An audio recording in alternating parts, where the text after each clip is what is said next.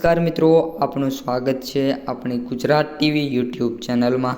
મિત્રો, આજના વિડીયોમાં આપણે જોવાના છીએ તારીખ 1 ઓગસ્ટ કેવો વરસાદ પડી શકે છે। ઉપરાંત મિત્રો વાત કરવાના છીએ કઈ કઈ જગ્યાએ વરસાદ છે અને આગામી કેટલા દિવસોમાં વરસાદ જોવા મળી શકે છે અને વરાપનો સમય કેટલો રહી શકે છે તેની સંપૂર્ણ માહિતી મેળવશું। તેથી વિડીયોમાં અંત સુધી બન્યા રહેજો અને ચેનલમાં નવા હોય તો ખાસ મિત્રો ચેનલને સબસ્ક્રાઈબ કરી દેજો। સૌપ્રથમ વહેલી સવારે વાત કરીએ તો વહેલી સવારે વરસાદની ખૂબ જ ઓછી સંભાવના છે। જેમાં વાત કરીએ કે કયા વિસ્તારોમાં પડી શકે છે તો એક જૂનાગઢ છે, વેરાવળ, ઉના આ બંને વિસ્તારો છે જેમાં વરસાદ પડી શકે છે। ત્યારબાદ વાત કરીએ તો પોરબંદર, ભાનવડ, જૂનાગઢ, પોરબંદર છે, ભાનવડ છે અને જૂનાગઢની અંદર વરસાદ છે। ત્યારબાદ જામનગરની અંદર પણ નાનો મોટો વરસાદ જોવા મળી શકે છે। વાત કરીએ બીજા સેન્ટરોમાં તો કચ્છમાં થોડો મોટો વરસાદ જોવા મળી શકે છે જેમાં નલિયા, માંડવી અને ગાંધીધામમાં વરસાદની સંભાવના છે। જ્યારે ઉત્તર ભારતમાં વહેલી સવારે કોઈ સંભાવના નથી, પરંતુ આપણે જે દક્ષિણ ભારત છે એમાં સુરત, વ્યારા, નવપુર, આહવા અને વલસાડની અંદર વરસાદ જોવા મળી શકે છે। સાથે સાથે રાજપીપળા અને ભરૂચની અંદર પણ વરસાદ જોવા મળી જશે।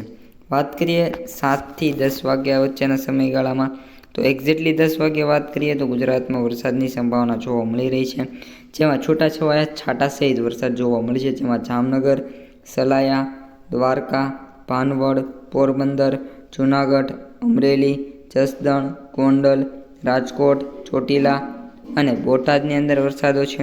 સાથે સાથે વાત કરીએ તો ઉના, મહુવા, વેરાવળ, અલંગ આ બધા વિસ્તારોમાં વરસાદ જોવા મળી શકે છે। સાથે સાથે વાત કરીએ બીજા દક્ષિણમાં તો દક્ષિણમાં મિત્રો વલસાડ, સુરત, વ્યારા, આહવા એમાં વરસાદ જોવા મળી શકશે। સાથે સાથે દક્ષિણમાં હવે ઉત્તરમાં આવીએ તો ઉત્તરમાં પાલનપુર છે, ત્યારબાદ રાધનપુર છે, ત્યારબાદ મહેસાણા છે, ડુંગરપુર છે આ બધા વિસ્તારોમાં વરસાદ જોવા મળી જશે। અને કચ્છમાં વાત કરીએ તો રાપર, લખપત, લલિયા, વાડેલી, માંડવી અને ગાંધીધામમાં વરસાદની સંભાવના છે। વાત કરીએ મિત્રો હવે બપોર પછીના સમયગાળા દરમિયાન કેવો વરસાદ જોવા મળી શકે છે તો એક્ઝેક્ટલી 3 વાગ્યે વાત કરીએ તો કચ્છની અંદર એપ્રોક્સિમેટ 90થી લઈને 90 નહીં, પરંતુ આપણે વાત કરી કારણ કે વરસાદની જે સંભાવના છે થોડીક ઓછી છે જેના કારણે એપ્રોક્સિમેટ 70 to 80% જે એવા પ્લેસીસ છે જ્યાં વરસાદ જોવા મળશે। જ્યારે આપણે સૌરાષ્ટ્રની વાત કરીએ તો સૌરાષ્ટ્રમાં વાત કરીએ તો 60થી લઈને 65% વિસ્તારોમાં વરસાદની સંભાવના છે। ઉત્તરમાં વાત કરીએ તો 50 થી 40% સેન્ટરોમાં વરસાદની સંભાવના છે અને દક્ષિણમાં વાત કરીએ તો દક્ષિણમાં પણ 50 થી લઈને 80% વરસાદના ચાન્સીસ જોવા મળી રહ્યા છે।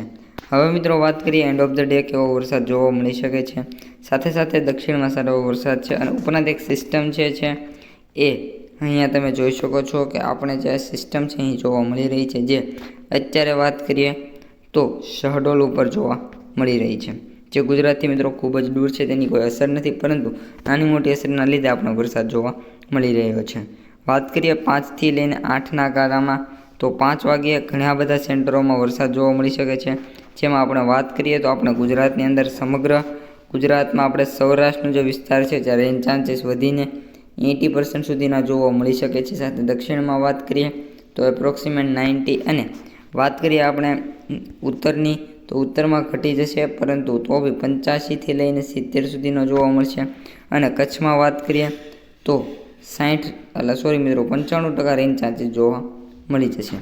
હવે મિત્રો વાત કરીએ સૌથી વધારે વરસાદની તો ક્યાં જોવા મળી શકે છે તો સૌથી વધારે વરસાદ આપણે મિત્રો 1 તારીખે છે જેમાં છે કચ્છમાં સારો એવો વરસાદ છે।